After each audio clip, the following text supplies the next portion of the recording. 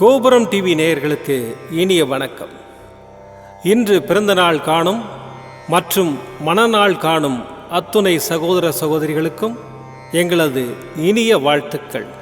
பாபாவின் ஆசிகளோடு பல்லாண்டு காலம் நீங்கள் எல்லா வளங்களும் செல்வங்களும் பெற்று நலமுடன் வாழ வாழ்த்துகிறோம். பாபா அழைக்கிறார். அவரின் பொன்மொழிகளை கேட்பதற்காக, நம் பிரச்சனைகளை தீர்த்து வைக்கும் அற்புதமான கூட்டு பிரார்த்தனை செய்வதற்காக, மேலும் மனம் ஒருநிலைப்படவும் மனம் அமைதி பெறவும் அற்புதமான தியானம் செய்யவும் பாபா அழைக்கிறார். பாபா நம் கரங்களை பிடித்து அழைத்து சென்று அற்புதம் நிகழ்த்தவிருக்கிறார். வாருங்கள், பாபாவின் பொன்மொழிகளை தரிசனம் செய்வோம். அன்பு குழந்தையே, எல்லா திசைகளிலும் நான் உன்னை சூழ்ந்து நிற்கையில் நீ எதற்காக பயப்படுகின்றாய்? நீ எனது பிடியிலேயே இருக்கின்றாய். நானே உனது தந்தை, பாதுகாவலன். உனக்கு துன்பம் நேர நான் எப்படி அனுமதிப்பேன்? நான் இருக்கிறேன். உனது எல்லா கவலைகளிலிருந்தும் எப்படி விடுவிக்கிறேன் என்று மட்டும் பார். எல்லா சுமைகளையும் என்னிடம் தந்துவிட்டு தைரியமாக போய்கொண்டே இரு. வருத்தத்தை விட்டு பொறுமையாக உனக்கான இலக்கை நோக்கி போய்கொண்டே இரு. உனக்கு துணையாக நான் என்றும் எங்கும் இருப்பேன். நீ நடக்கும் பாதையில் முட்கள் இருந்தால் நான் முன் சென்று முன்பாக களைந்து விடுவேன். எதையும் பொருட்படுத்தாமல் உன் இலக்கை நோக்கி போய்கொண்டே இரு. நீ போகும் பாதையில் மிக மோசமான மிருகங்கள் வரலாம், மோசமான மனிதர்கள் வரலாம். எதைக் கண்டும் அஞ்சாதே. தைரியமாக உன் இலக்கை நோக்கி போய்கொண்டே இரு. நான் அவர்களை தூக்கி வீசி பந்தாடுவேன். சாது மிரண்டால் காடு கொள்ளாது என்பதை நீ அவர்களுக்கு காட்டும் தருணம் வந்துவிட்டது. உன் இலக்கை நோக்கி போய்கொண்டே இரு. எல்லாவற்றையும் நான் பார்த்து கொள்கிறேன். உனக்கு வெற்றி நிச்சயம். உன் சாயப்பா நான் இருக்கிறேன், கவலைப்படாதே. ஓம் சாய்ராம். பாபாவின் அற்புதமான பொன்மொழிகளை தரிசனம் செய்தோம். அடுத்த நிகழ்வு கூட்டு பிரார்த்தனை. நம் மனநலன் சார்ந்த பிரச்சனைகளுக்காகவும், உடல் நலன் சார்ந்த பிரச்சனைகளுக்காகவும் மற்றும் நம் அனைத்து விதமான பிரச்சனைகளுக்காகவும் சாய்நாதரிடம் கூட்டு பிரார்த்தனை செய்வோம். வாருங்கள், இந்த அற்புதமான கூட்டு பிரார்த்தனையை செய்வோம். பிரார்த்தனாஷ்டகம். 8 பிரார்த்தனைகள். சாந்தமான மனம் கொண்ட சாயிநாதரே, அறிவின் சிகரமே, அன்புள்ளம் கொண்டவரே, கருணை கடலே, உண்மையின் இருப்பிடமே, மாயை என்னும் இருளை அகற்றுபவரே, ஜாதி மத பேதங்களுக்கு அப்பாற்பட்டவரே, எங்களின் புரிந்து கொள்ளும் திறமைக்கு அப்பாற்பட்டவரே, அன்பின் இருப்பிடமே, ஷீரடி வாழ் இறைவனே, என்னை காப்பாற்றும், என்னை காப்பாற்றும். ஞான சூரியனே, ஞானத்தை வழங்குபவரே, பக்தர்களின் மனங்களில் உலவிடும் பரமஹம்சரே, அனைத்து நன்மைகளுக்கும் காரணமானவரே, தங்களை சரணடைந்தவரை காப்பவரே, படைக்கும் தொழில் புரியும் பிரம்மாவும் காக்கும் கடவுளான விஷ்ணுவும் நீங்களே. 3 உலகங்களையும் யுகங்கள் முடிவில் தன்னுள் ஐக்கியமாக்கிக் கொள்ளும் ருத்திரனும் தாங்களே. நீங்கள் இல்லாத இடம் இந்த பூமியில் ஏது? எல்லாம் அறிந்த இறைவன் நீங்கள்.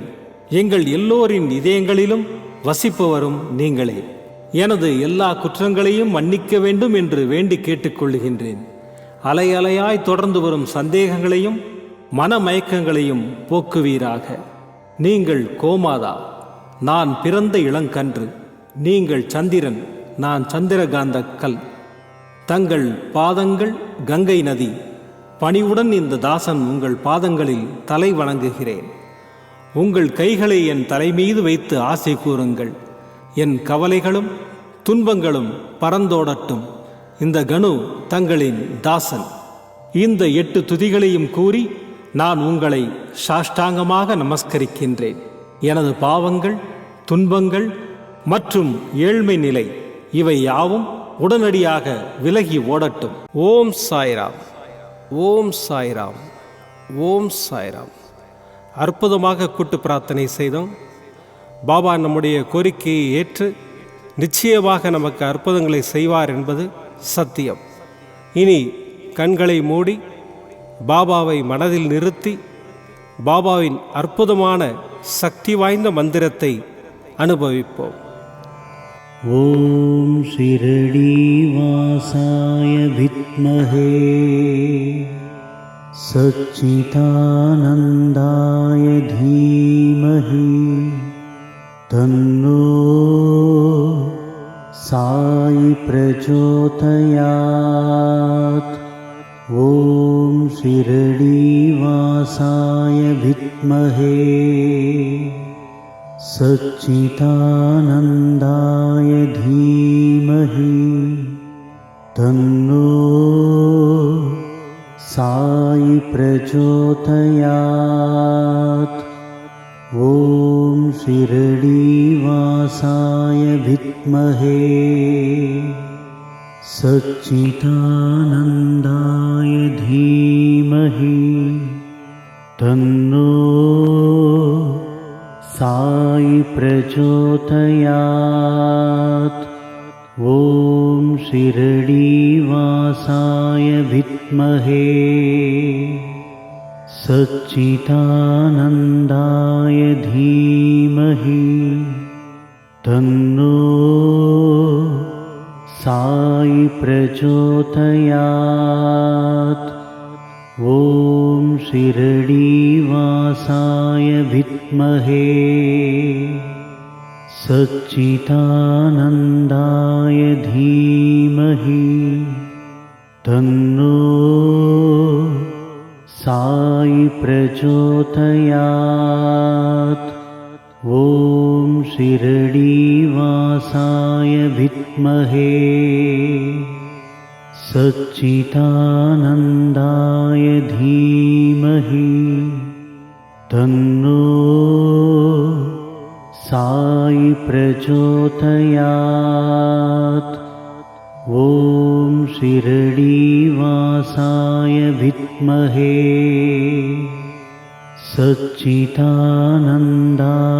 தீமஹி தன்னோ சாயி பிரச்சோதயாத். ஓம் ஷிரடி வாசாய வித்மஹே சச்சிதானந்தாய தீமஹி தன்னோ சாயி பிரச்சோதயாத். ஓம் ஷிரடி வாசாய வித்மஹே சச்சிதானந்தாய தீமஹி தன்னோ சாயி பிரச்சோதயாத். ஓம் ஷிரடி வாசாய வித்மஹே சச்சிதானந்தாய தீமஹி தன்னோ சாயி பிரச்சோதயாத். ஓம் ஷிரடி வாசாய வித்மஹே சச்சிதானந்தாய தீமஹி தன்னோ சாயி பிரச்சோதயாத். ஓம் ஷிரடி வாசாய வித்மஹே சச்சிதானந்தாய தீமஹி தன்னோ சாயி பிரச்சோதயாத். ஓம் ஷிரடி வாசாய வித்மஹே சச்சிதானந்தாய தீமஹி தன்னோ சாயி பிரச்சோதயாத். ஓம் ஷிரடி வாசாய வித்மஹே சச்சிதானந்தாய தீமஹி தன்னோ சாயி பிரச்சோதயாத். ॐ शिरडीवासाय विद्महे सच्चिदानन्दाय धीमहि तन्नो साई प्रचोदयात्। ॐ शिरडीवासाय विद्महे सच्चिदानन्दाय धीमहि तन्नो साई प्रचोदयात्। ॐ शिरडीवासाय विद्महे सच्चिदानन्दाय धीमहि तन्नो साई प्रचोदयात्। ॐ शिरडीवासाय विद्महे सच्चिदानन्दाय धीमहि तन्नो साई प्रचोदयात्। ॐ शिरडीवासाय विद्महे सच्चिदानन्दाय धीमहि तन्नो साई प्रचोदयात्। ॐ शिरडीवासाय विद्महे सच्चिदानन्दाय धीमहि तन्नो साई प्रचोदयात्। ॐ शिरडीवासाय विद्महे सच्चिदानन्दाय धीमहि तन्नो साई प्रचोदयात्। ॐ शिरडीवासाय विद्महे सच्चिदानन्दाय धीमहि तन्नो साई प्रचोदयात्। ॐ शिरडीवासाय विद्महे सच्चिदानन्दाय धीमहि तन्नो साई प्रचोदयात्। ॐ शिरडीवासाय विद्महे सच्चिदानन्दाय धीमहि तन्नो साई प्रचोदयात्। ॐ शिरडीवासाय विद्महे सच्चिदानन्दाय धीमहि तन्नो साई प्रचोदयात्। ॐ शिरडीवासाय विद्महे सच्चिदानन्दाय धीमहि तन्नो साई प्रचोदयात्।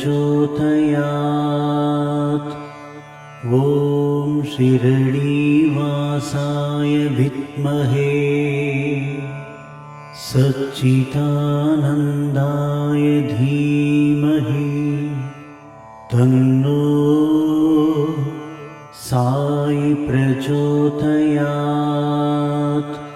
ॐ शिरडीवासाय विद्महे सच्चिदानन्दाय धीमहि तन्नो साई प्रचोदयात्। ॐ शिरडीवासाय विद्महे सच्चिदानन्दाय